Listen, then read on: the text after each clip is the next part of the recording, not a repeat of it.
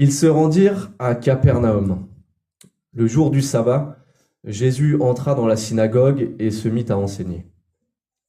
Ses auditeurs étaient profondément impressionnés par son enseignement, car il parlait avec une autorité que n'avaient pas les spécialistes de la loi.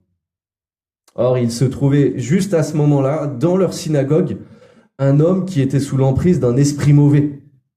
Il se mit à crier : « Que nous veux-tu, Jésus de Nazareth ? Es-tu venu pour nous détruire ? Je sais qui tu es le Saint envoyé par Dieu. » Mais d'un ton sévère, Jésus lui ordonna : « Tais-toi et sors de cet homme. » Alors l'esprit mauvais secoua l'homme de convulsions et sortit de lui en poussant un grand cri. Tous furent saisis de stupeur. Ils se demandaient entre eux : « Que se passe-t-il ? Voilà un enseignement nouveau et donné avec autorité. Il commande même aux esprits mauvais et ils lui obéissent. » Aussitôt, sa réputation se répandit dans toute la Galilée. Sortant de la synagogue, Jésus se rendit avec Jacques et Jean à la maison de Simon et d'André.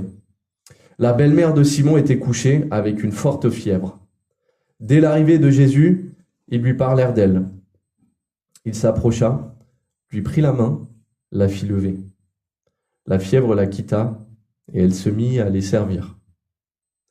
Le soir, après le coucher du soleil, on lui amena tous les malades et tous ceux qui étaient sous l'emprise de démons. La ville entière se pressait devant la porte de la maison. Il guérit beaucoup de personnes atteintes de diverses maladies. Il chassa aussi beaucoup de démons et leur défendit de parler, car il savait qui il était. Le lendemain, bien avant l'aube, en pleine nuit, il se leva et sortit. Il alla dans un lieu désert pour y prier. Simon et ses compagnons partirent à sa recherche. Quand ils l'eurent trouvé, ils lui dirent : « Tout le monde te cherche !»« Allons ailleurs, leur répondit-il, dans les villages voisins. Il faut que j'y apporte aussi mon message, car c'est pour cela que je suis venu. » Et il partit à travers toute la Galilée. Il prêchait dans leur synagogue et chassait les démons. Jusqu'ici notre lecture, la parole de Dieu.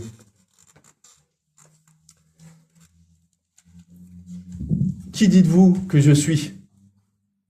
Cette question sur l'identité de Jésus est vraiment centrale dans l'Évangile, dans les 4 évangiles d'ailleurs. Et même si l'auteur déclare d'emblée, c'est le premier verset de l'Évangile, que Jésus est le Fils de Dieu, le texte commence par commencement de l'Évangile de Jésus-Christ, Fils de Dieu.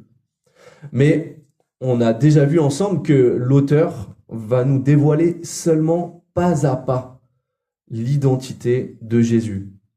Non par des grandes argumentations, mais il va nous faire plutôt embarquer à la suite de Jésus. Il va nous faire entrer dans l'action. C'est comme si nous étions un peu l'un des disciples de Jésus. Comme si nous étions l'un de ces 4 hommes que Jésus a appelés quelques versets auparavant au bord du lac de Galilée. Je vous renvoie à la dernière prédication il y a 15 jours. Et jusqu'ici, dans cette première partie du chapitre 1er, nous avons vu déjà pas mal de choses sur Jésus. Jésus qui a autorité sur les êtres spirituels et autorité sur les animaux. Lorsqu'il est au désert, il était avec les bêtes sauvages, nous dit le texte, et les anges le servaient. Jésus qui a une autorité impressionnante sur les hommes. Jésus qui, d'une seule parole, « Suivez-moi », et le texte nous dit que ces hommes ont aussitôt laissé leur filet, ils ont aussitôt laissé leur métier, leur gagne-pain, leur famille derrière eux pour répondre à l'appel de Jésus. Et ce que nous voyons déjà dans le début de cet évangile, c'est que le règne de Dieu fait irruption en Galilée. Le règne de Dieu fait irruption en Galilée. Et ce que nous verrons dans notre section du jour, c'est que Jésus manifeste son autorité par son enseignement, par des exorcismes et par des guérisons. Et nous verrons ça en 3 temps. Jésus enseigne et chasse un esprit impur, versets 21 à 28. Jésus guérit des malades et chasse des démons, versets 29 à 34. Et puis enfin, Jésus prie et précise sa mission, versets 35 à 39.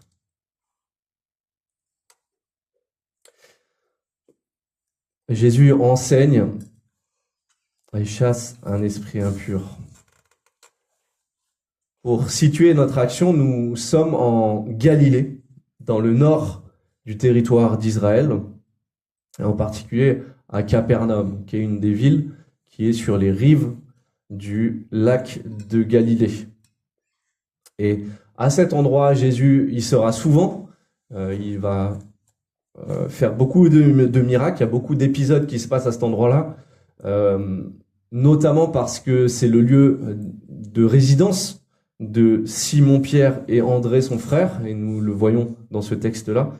Et donc ça sera un petit peu le QG, la base de Jésus en Galilée, Capernaum. Et donc on est à Capernaum, et on est vendredi soir à la synagogue. Les fidèles se réunissent pour lire, pour étudier l'Écriture et prier ensemble.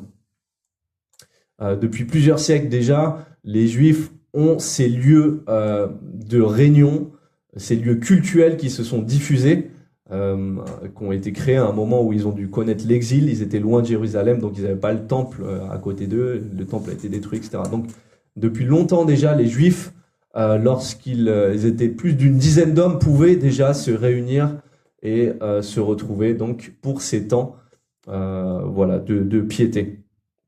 Et donc ce jour-là, c'est Jésus qui prend la parole à la synagogue. C'est pas quelque chose a priori d'étonnant en soi, car on pouvait confier la parole à un homme du village ou même un homme de passage. On pouvait lui confier la charge d'apporter un enseignement sur le texte qui était lu. Mais il y a quand même quelque chose de spécial. Lorsque Jésus enseigne, le texte nous dit que ses auditeurs étaient profondément impressionnés. C'est pas un vendredi soir normal à Capernaum. C'est quelque chose de très fort qui est utilisé là. C'est pour ça que la semeur traduit était profondément impressionné. Qu'est-ce qui les impressionne? On peut le garder sous les yeux, c'est au verset 22. Pourquoi sont-ils impressionnés? Car ils parlaient avec une autorité que n'avaient pas les spécialistes de la loi, ou les scribes. Alors, les scribes, c'était des experts de la Torah. Torah, c'est les 5 premiers livres, les écrits de Moïse. Et c'était des spécialistes de l'interprétation de la Torah. C'était des personnes très respectées. On les appelait avec un titre honorifique de rabbi. Et les premiers sièges dans les synagogues, là, le premier rang comme vous, là, c'était réservé pour les scribes. Et ils avaient un certain aura, parce que c'était les personnes vraiment autorisées pour la bonne interprétation de la loi. Ils étaient aussi ceux qui avaient pu fixer comment on devait vivre la loi. Donc ils avaient extrapolé, même légiféré. Ils avaient aidé à écrire des textes de loi pour comment se vit la loi. Donc c'était des personnes références très respectées. On raconte, je l'ai lu cette semaine, que les gens se levaient, par exemple, quand ils entraient dans une pièce. Récemment, j'étais à une réunion parents-prof au collège là de ma fille, puis il y a le proviseur qui est rentré, alors tous les élèves se sont levés d'un coup, le proviseur a dit c'est bon, vous pouvez vous rasseoir, ça va, c'est bien, vous avez les réflexes et tout. Donc il y a cette autorité qui est là, cette autorité spirituelle, les scribes avaient ça, ils avaient vraiment. Et pourtant, le texte nous dit que Jésus parlait avec une autorité que n'avaient pas les spécialistes de la loi. Jésus ne prêche pas comme les scribes. Alors, de ce qu'on comprend des traditions des scribes, comme je l'ai dit, en fait, eux, ils se faisaient interprètes de la loi. Et donc, il y avait tout un tas de rabbis avant eux qui s'étaient penchés sur les textes et leur interprétation. Et donc, ce qu'ils faisaient souvent, c'est de rapporter et de discuter ce qui était dit au sujet d'un texte. Et donc, ça pouvait donner des développements du type « tel rabbi un tel a dit ça sur ce texte, mais rabbi un tel pense que ceci, cela, etc. » Et donc, ils rentraient dans des débats comme ça. interprétation de la Torah.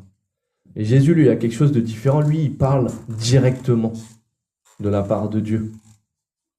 Il ne va pas avoir besoin de se référer à tout un tas de traditions, d'interprétations. Jésus va, on le verra dans le reste de l'évangile, va souvent avoir des discussions assez tendues avec ses scribes et leur manière d'avoir interprété la loi, de s'en être saisi. Quand Jésus parle, c'est Dieu qui parle. Quand Jésus parle dans la synagogue, c'est Dieu qui parle. Alors, chose intéressante, Marc, il donne aucune information sur le contenu de son enseignement. Il nous dit rien ici. Il dit qu'il enseignait et que tous ses auditeurs étaient profondément impressionnés. Alors, si on regarde le chapitre 1er, on peut avoir déjà un peu sur le contenu. C'est un peu plus haut dans le texte. On sait qu'il annonçait que le royaume de Dieu était proche, qu'il fallait changer et croire. C'est ça, là, on va dire, le résumé de sa prédication. Mais ici, Marc, lui, donne pas d'informations sur le contenu. Ce qu'il souligne, c'est l'autorité de Jésus et l'effet que son enseignement produit. Donc, jusqu'ici, Jésus enseigne, c'est incroyable. Et puis, au sein de ce lieu consacré, fait irruption un homme qui a un esprit impur. Ça, c'est l'expression plus littérale que esprit mauvais. Esprit impur. Et qui l'interpelle en criant. Alors, j'ouvre déjà une parenthèse, je vais ouvrir beaucoup de parenthèses, parce qu'il y a beaucoup de sujets. Quand on lit dans les évangiles, il y a beaucoup de moments où on rencontre des personnes comme ça qui sont troublées. On se pose la question, et parfois, est-ce qu'il s'agit de troubles de l'ordre de la psychiatrie? Voilà, on n'avait pas la médecine moderne. Voilà, on est 2000 ans plus tard. Est-ce qu'il s'agit d'oppression spirituelle, de liens démoniaques, etc.? C'est pas toujours évident de reconnaître. L'esprit humain a tellement de fragilité, peut avoir tellement de traumatisme, que parfois il y a des choses vraiment qui peuvent nous échapper. Il y a un livre qui a été écrit sur un homme qui... je vais faire tourner le truc.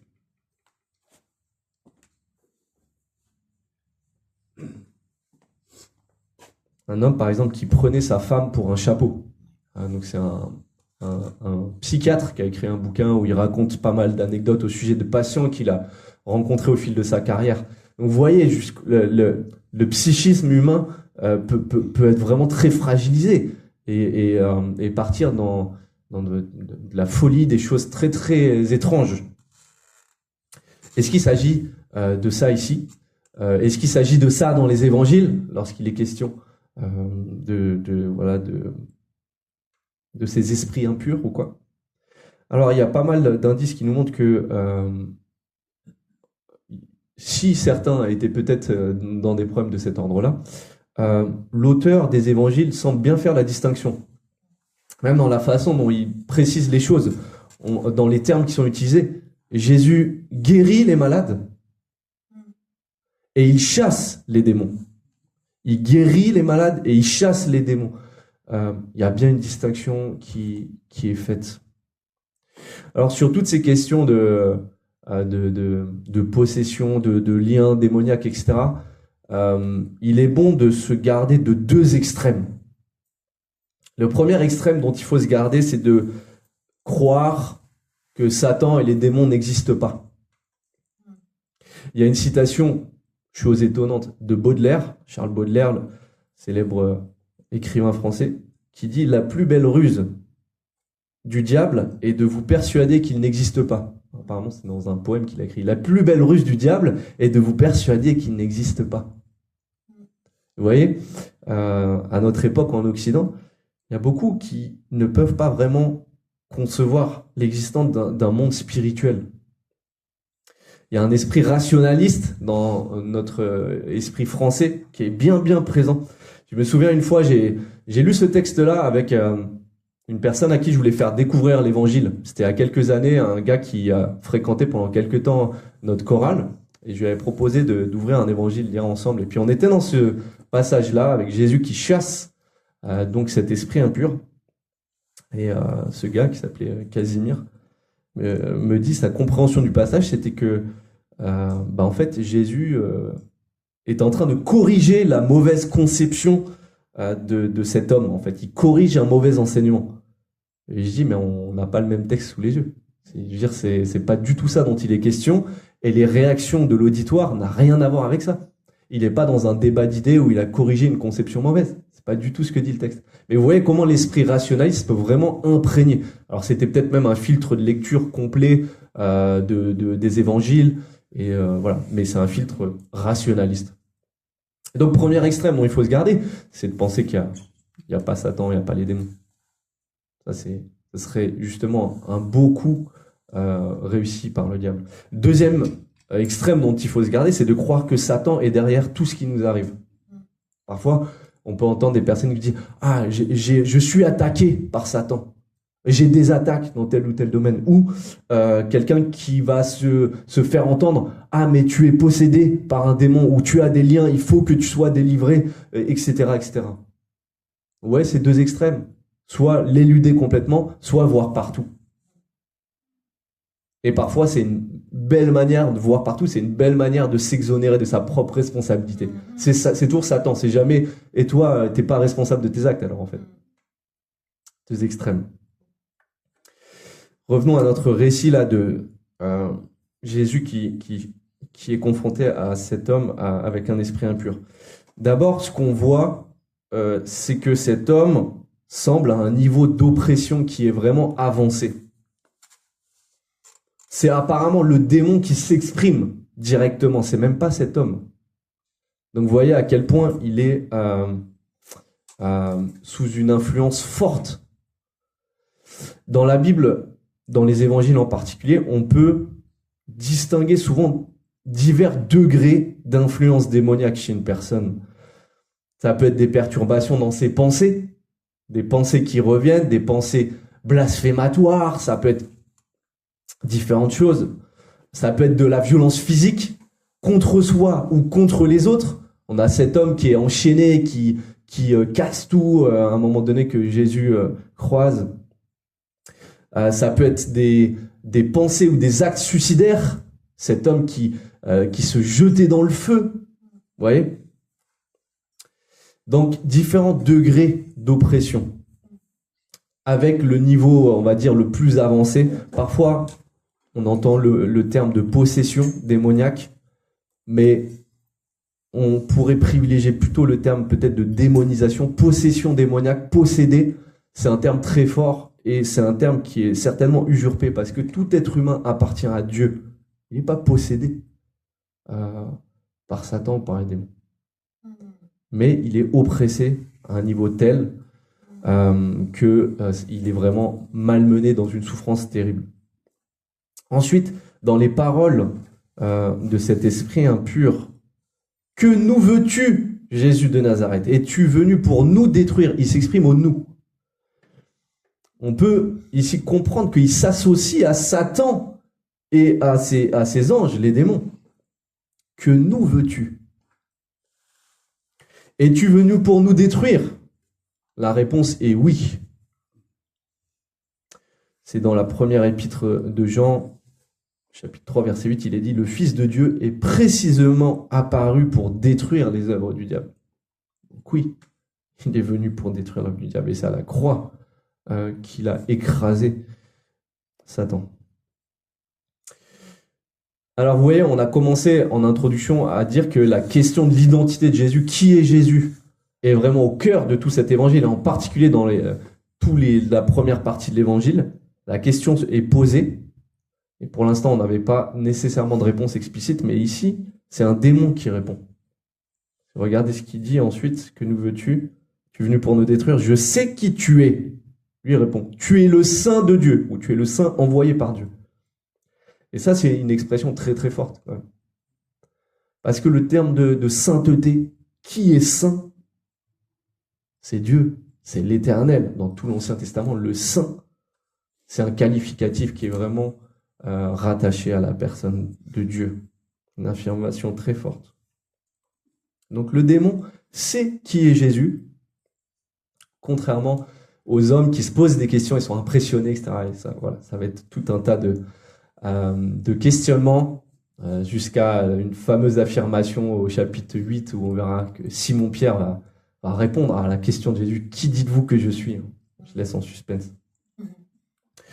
Donc comment Jésus réagit-il à cette attaque, cette interpellation, ce cri là, en plein milieu de la synagogue, il est en train d'enseigner?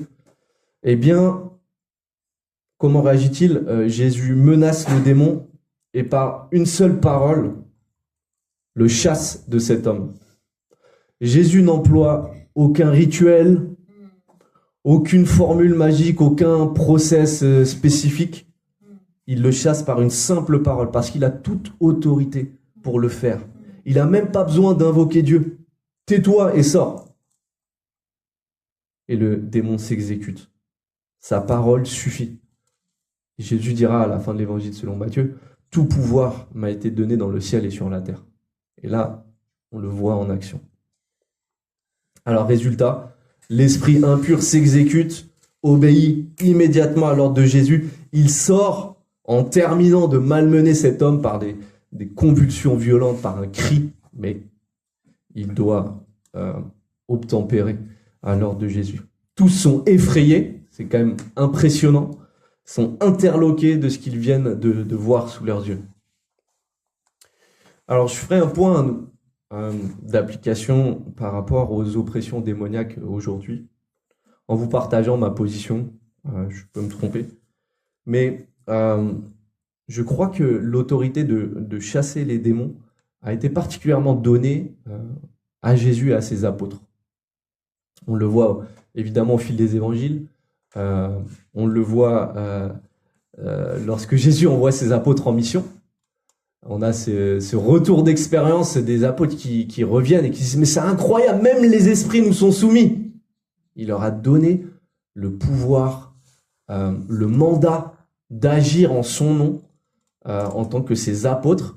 Et après même qu'ils soient remontés, qu'il ait laissé ses apôtres le soin de continuer sa mission, ben, ce sont eux qu'on va voir chasser des démons et notamment aussi guérir des malades.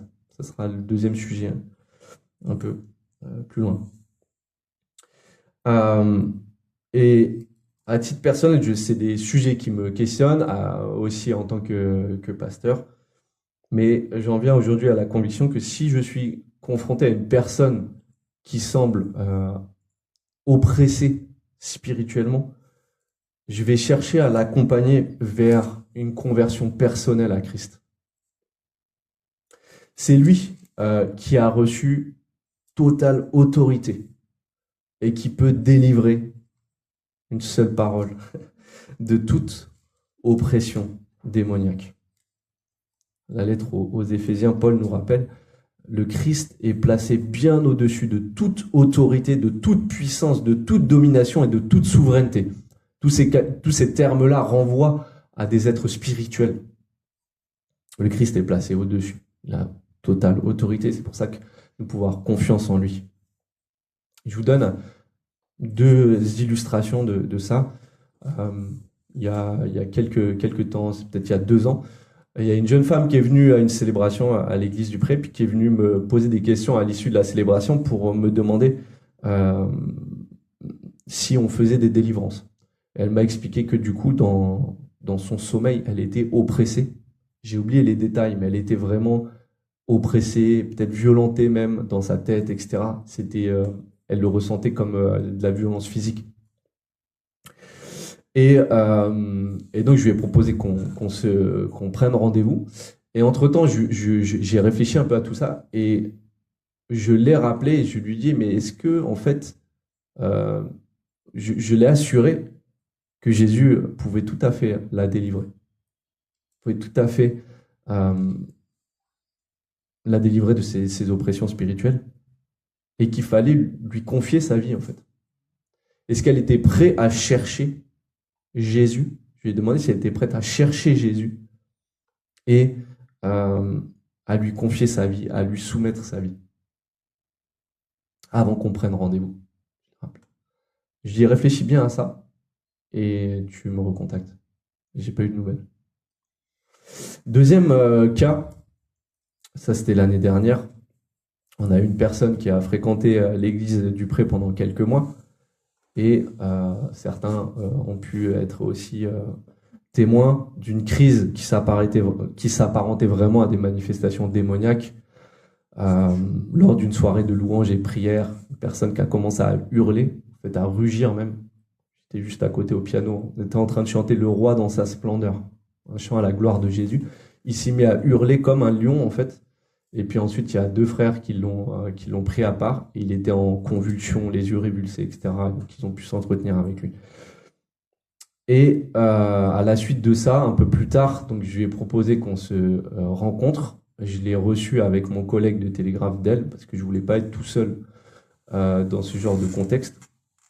Et donc, on a eu un entretien avec lui. Et à l'issue de cet entretien, Del lui a posé la question clé, de savoir ce qu'il cherchait, puisqu'on lui proposait de l'accompagner. Donc, on avait entre autres évoqué la question de ces manifestations-là. Et en fait, il nous a dit que lui, ce qu'il cherchait, c'était de maîtriser ces manifestations-là. Et en fait, moi, dans ma tête, je me suis dit, mauvaise réponse. Il manifestait aucun désir, en fait, de chercher ou de suivre le Christ. Pas du tout ça. C'était pas son intérêt. Donc, pour moi, l'enjeu, c'est de venir à Christ et lui soumettre notre vie. Le Seigneur nous délivrera. Je ne sais pas s'il le délivrera comme ça le jour J ou s'il y aura plusieurs étapes dans notre délivrance. Il y a beaucoup de choses dont on doit être délivré, mais là je parle d'oppression spirituelle en particulier. Mais si vous pensez peut-être avoir des liens spirituels qui affectent votre vie, des liens spirituels démoniaques, j'entends, sataniques, venez à Jésus. Venez à Jésus. Cherchez à tout prix à comprendre l'évangile et répondez à l'appel du Seigneur Jésus, parce qu'il est tout puissant pour nous délivrer de toute oppression. Je ferme la parenthèse sur ce sujet-là. Donc Jésus enseigne et chasse un esprit impur dans la synagogue de Capernaum. Et sa journée ne s'arrête pas là. Sa journée se poursuit. Nous voyons Jésus qui guérit des malades et qui continue de chasser des démons. À peine sorti de la synagogue, Jésus se rend à la maison de Simon, Pierre et d'André. Et à la maison, il y a la belle-mère de Pierre qui est malade, qui est couchée avec de la fièvre. La fièvre, c'est, dans les termes qui sont utilisés à l'époque, c'est une maladie en soi, on va dire. C'est pas juste un symptôme, c'est voilà, on pouvait dire avoir de la fièvre, elle est malade, elle est couchée. Et donc on parle d'elle à Jésus. Alors, Jésus s'approche, la fait lever en la prenant par la main, et elle guérit instantanément. Et les termes utilisés ici nous montrent non seulement l'autorité de Jésus, mais sa compassion. Jésus s'approche. Jésus la prend par la main et la relève. Le texte ne mentionne même pas une seule parole. Verset 31. Il s'approcha, lui prit la main et la fit lever. La guérison est instantanée et complète. Et c'est le sens de la remarque qui clôt ce verset-là. Et elle se mit à les servir. C'est pas pour véhiculer une vision un peu misogyne de la femme qui doit repartir en cuisine aussitôt qu'elle est guérie. Hein. C'est pas ça l'idée. Mais je crois que l'auteur le mentionne pour montrer qu'elle est totalement guérie. Totalement guérie. C'est pas juste elle a un petit coup de mieux, elle a pris un Doliprane. Ça n'a rien à voir. Elle est totalement remise, c'est instantané, de sorte qu'elle peut effectivement reprendre aussitôt ses activités dans la maison. Certains commentateurs voient d'ailleurs chez cette femme l'attitude modèle du disciple. On a dit que tout au long de l'évangile, on va se poser la question qui est Jésus, mais on va aussi se poser une autre question, c'est quoi être un disciple de Jésus? Et ici, on a déjà quelque chose sur qu'est-ce qu'être un disciple de Jésus. Celui ou celle qui se met au service. Jésus dira plus loin dans l'évangile qu'il est lui-même venu pour servir et non pour être servi. Lui, le Seigneur, il est venu pour servir et non pour être servi. Autrement dit, la belle-mère de Pierre montre l'exemple de ce qu'est être un disciple. D'ailleurs, elle n'est même pas nommée. Je suis un peu frustré, on n'a même pas mis son nom. C'est juste la belle-mère de Pierre, c'est Pierre qui est important. Mais elle montre l'exemple. Justement, elle est dans l'ombre. Mais il n'y a personne qui est dans l'ombre aux yeux de Dieu. Alors, l'évangile parle sans donner de détails de nombreuses guérisons. On le voit dans la suite du texte, juste derrière. Mais ici, on a un zoom sur une guérison particulière. Parce que, et ça prend tout son sens avec ce détail-là, on sait que l'évangile selon Marc a été écrit par Marc ou Jean-Marc, qui était un proche de Simon-Pierre, tout simplement. Et donc, c'est un souvenir évidemment personnel que n'a pas pu oublier Pierre, qui est mentionné ici. Deuxième sujet d'application pour nous aujourd'hui, quid des guérisons aujourd'hui? Il y a quelque chose de particulier dans le ministère de Jésus. On a multitude de guérisons miraculeuses et d'exorcismes. Si on prend toute l'écriture, surtout tout l'Ancien Testament, on verra que c'est pas comme ça que ça se passe la plupart du temps. Il y a des pics un peu en termes de miracles. Bon, on a la sortie d'Égypte avec Moïse et les plaies, etc., au désert. Après, on a Élie et Élisée, les prophètes et tout. Mais c'est pas tous les 4 matins qu'on a toutes ces choses-là. Il y a vraiment un truc spécial avec la venue de Jésus. C'est pour ça qu'on dit que c'est l'irruption des règnes de Dieu parmi les hommes. Et justement, c'est là où je veux en venir. C'est que les guérisons et les exorcismes constituent des signes pour attester l'identité de Jésus. D'ailleurs, l'évangéliste Jean utilise le terme de signe et non de miracle. Le terme qu'il utilise en grec, séméion, c'est le terme de signe. Le signe, c'est pour démontrer quelque chose, pour signaler quelque chose. En l'occurrence, signaler qui est Jésus. Donc, les guérisons jouent un rôle de signe. Et puis, ces guérisons et ces exorcismes démontrent l'irruption du règne de Dieu parmi les hommes. Là où Dieu règne, plus de maladies, plus de Satan, plus de souffrance, plus d'oppression spirituelle. En Jésus, le règne de Dieu a fait irruption parmi les hommes. Alors cependant, il y a quelque chose qui est déjà arrivé et quelque chose qui n'est pas encore accompli. Le royaume de Dieu est inauguré en Jésus, mais il n'est pas encore pleinement entré dans son règne. On devra attendre un petit peu. Et donc on lit dans le dernier chapitre de la Bible, en Apocalypse 21, une espérance magnifique. Il essuiera toute larme de leurs yeux, et la mort ne sera plus. Et il n'y aura plus ni deuil, ni cri, ni douleur. Ça, c'est l'espérance ultime. Dieu ne nous promet pas la guérison aujourd'hui. Il guérit parfois en réponse aux prières. Gloire à Dieu. Merci Seigneur. Il est capable de le faire. Il guérit aussi parfois grâce au traitement de la médecine. Merci Seigneur pour les médecins. Merci Seigneur pour les chirurgiens qui sont capables d'aller faire une opération de plusieurs heures pour aller réparer un dos qui a besoin d'être réparé.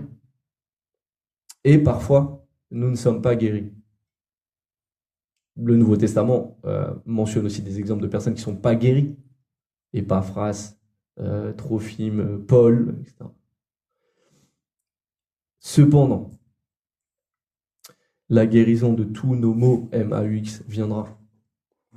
J'aime beaucoup cette citation de Jacques Buchol, qui était anciennement le doyen de la faculté de théologie à Vaux-sur-Seine, qui dit « Toutes nos prières pour la guérison seront exaucées. » Toutes nos prières pour la guérison seront exaucées.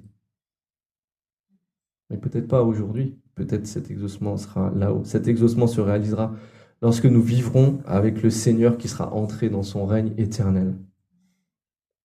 Quelle espérance, quel soulagement pour toutes les personnes qui souffrent et qui ne sont pas guéries miraculeusement, mais qui s'attachent au Seigneur qui nous promet ceci. Vous savez, parfois, les personnes qui sont en souffrance, dans certaines églises, on va leur dire que c'est parce qu'ils n'ont pas assez la foi, ils n'ont pas assez prié, ou ils n'ont pas assez mis d'argent dans la collecte. Vous voyez, c'est une double souffrance, une double peine. Donc, il est bon de mentionner que le Seigneur ne nous promet pas toujours la guérison. En revanche, nous sommes appelés à prier pour que le Seigneur accorde la guérison, si c'est dans sa volonté. Et si ce n'est pas le cas, qu'il nous donne la force et que nous puissions nous soutenir les uns les autres. Je ferme la parenthèse sur ce sujet-là. Une remarque sur la fin du passage, à nouveau tout un tas de guérisons de malades et de démons qui sont chassés. Et puis au verset 34, deuxième partie, il est dit, il chassa aussi beaucoup de démons et leur défendit de parler, car il savait qui il était. On l'a déjà vu dans la première partie. Il y a cet esprit qui savait qu'il était le Saint de Dieu. Alors pourquoi Jésus défend aux démons de parler? On peut penser à plusieurs raisons. Premièrement, parce que c'est pas forcément une très bonne publicité pour Jésus que ce soit des démons qui parlent de lui. Imaginez qu'à la télévision, vous avez par exemple quelqu'un qui est dans un surpoids démesuré, qui est totalement obèse et qui fait la pub pour McDonald's. Ça passerait pas forcément bien parce qu'on sait que c'est de la malbouffe et du coup, c'est pas forcément l'image qu'on va vouloir, c'est pas forcément la pub qu'on va vouloir envoyer. Jésus n'a pas forcément envie que ce soit des démons qui lui fassent la publicité. D'autant plus que certains chefs religieux vont l'accuser d'être de Satan et de chasser les démons par le prince des démons. Donc on va éviter le mélange des genres. Et puis, tout au long de l'évangile, on va avoir une progression. Une autre réponse par rapport au fait que Jésus les soumet au silence, c'est que ce n'est pas le moment de dévoiler pleinement son identité. Il est question parfois dans l'évangile selon Marc du secret messianique. On garde le secret au moins pendant un temps. Il y a une notion, comme je disais, de suspense. Jésus va se montrer réticent à dévoiler publiquement son identité et en particulier d'utiliser le terme de Messie. Pourquoi ? Parce que Jésus ne correspond pas nécessairement au genre de Messie que le peuple espère ou attend. Pour beaucoup parmi le peuple, ils veulent un Messie qui sera un libérateur politique, qui va chasser ces païens de Romains hors de leurs frontières, hors d'Israël. Donc pas une bonne publicité et pas le moment. Et quel est le moment pour Jésus ? Qu'est-ce qu'il doit faire dans ce moment ? Eh bien, le temps pour lui, c'est de se concentrer sur sa mission. Quelle est cette mission ? C'est justement ce que nous dit le dernier passage. Jésus prie et précise sa mission.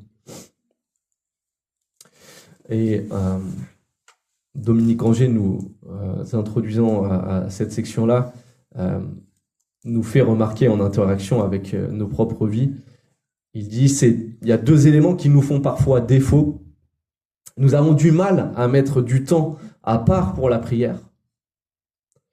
Et nous éprouvons régulièrement le vague sentiment de ne pas très bien savoir à quoi nous servons sur cette terre. Deux éléments qui nous font parfois défaut. Difficile de prier et parfois pas vraiment conscience de à quoi au fond je sers sur cette terre. Et par ce passage, Jésus nous aide et nous vient en aide, il nous aide à nous recentrer justement sur l'essentiel. On voit que Jésus s'isole pour prier.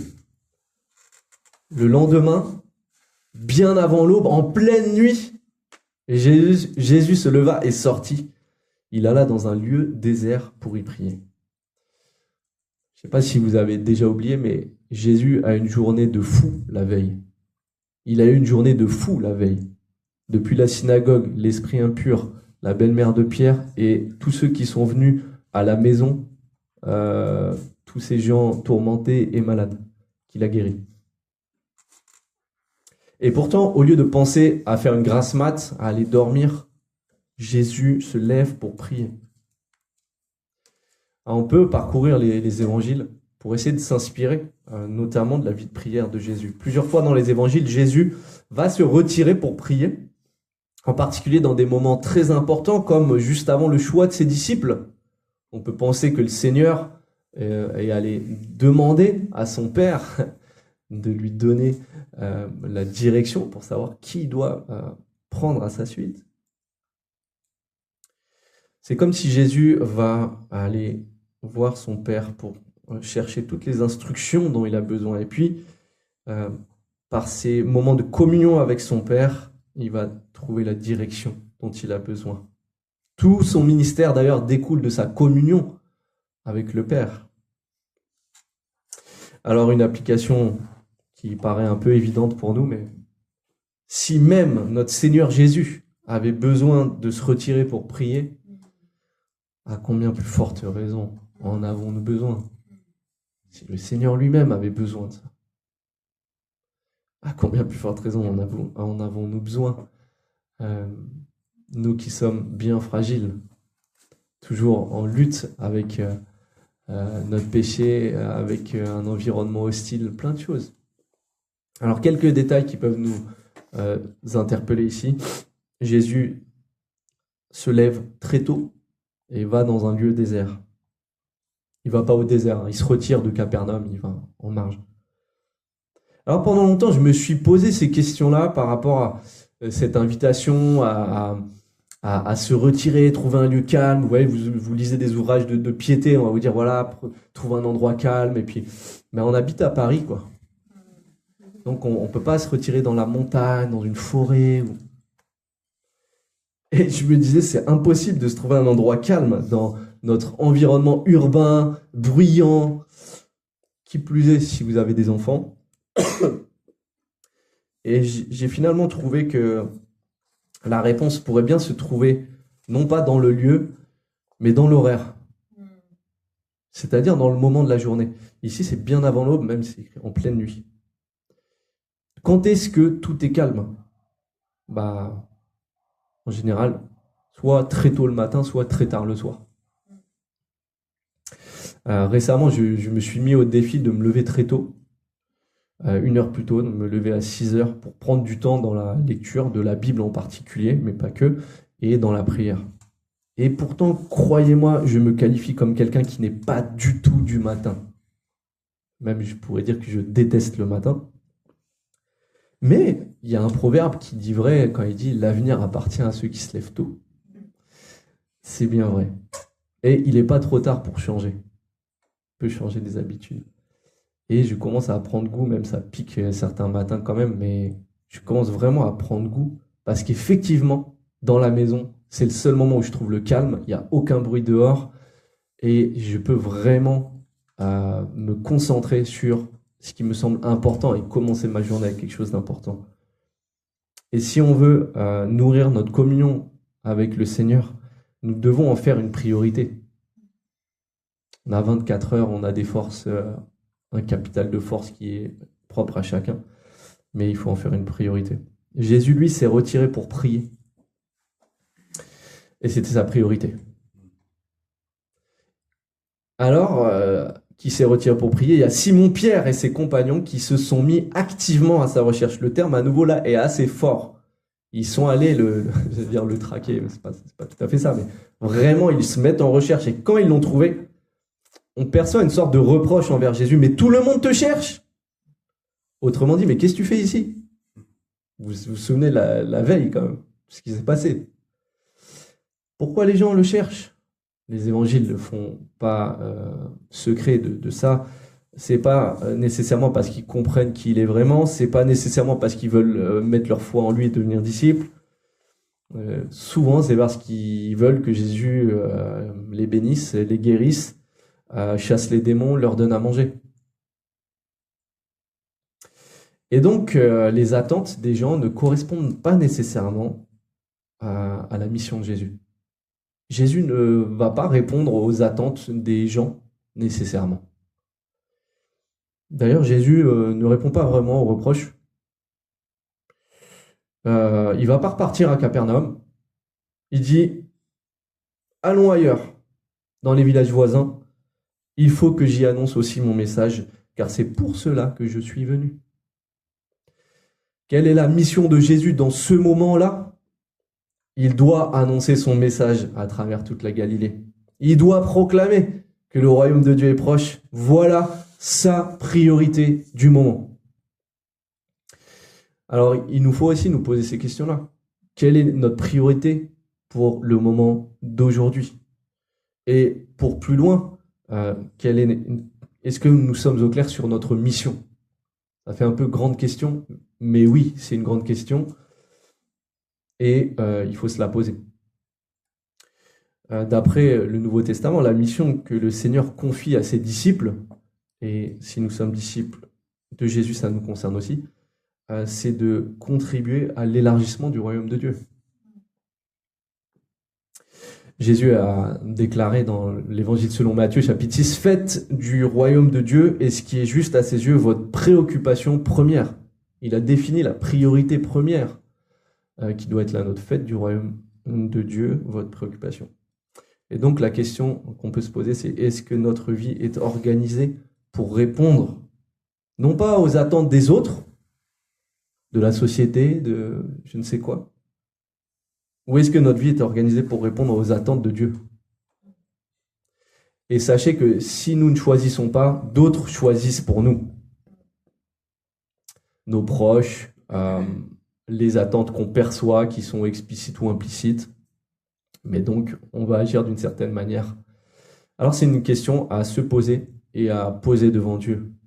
Qu'est-ce que le Seigneur me donne comme mission ici et maintenant, là, en 2025, dans notre contexte propre à chacun? Et la réponse est différente pour chacun d'entre nous, même si la réponse générale, c'est celle de contribuer à l'élargissement du règne de Dieu. Mais comment ça se décline dans ma vie?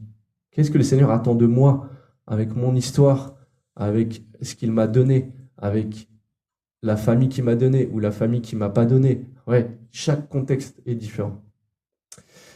Je vais conclure ce texte très riche par deux questions que Dominique Angers, dans son commentaire, qui est vraiment central, vous pouvez vous le procurer, ce commentaire sur l'évangile de Marc, il pose deux questions dans son commentaire, et c'est plutôt en réaction avec le début du texte, sur notre réaction à nous par rapport à Jésus.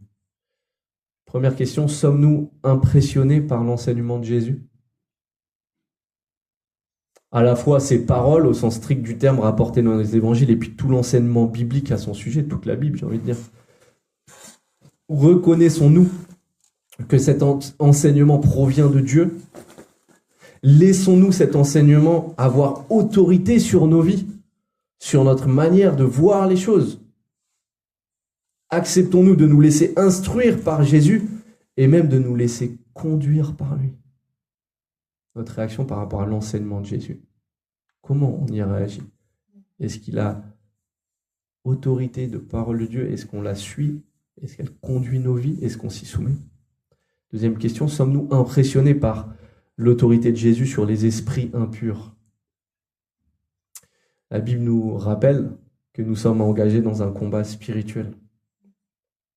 Si nous sommes disciples de Jésus, nous n'avons pas de crainte à avoir. Nous sommes du bon côté de celui du Seigneur à qui toute autorité a été donnée sur le ciel et sur la terre. Et en Jésus, nous sommes en totale sécurité. Pour aller plus loin sur ce sujet-là, je vous encourage à aller écouter le podcast justement de Dominique Angers, qui est aussi l'auteur d'un commentaire sur l'Épître aux Éphésiens, et donc au chapitre 6, un texte clé sur ce combat spirituel, les armes du croyant dans ce combat-là. Et donc vous pouvez retrouver ça sur la chaîne YouTube de Tout pour sa gloire, un podcast qui dure une quinzaine de minutes sur ce passage-là. Je vous invite à la prière.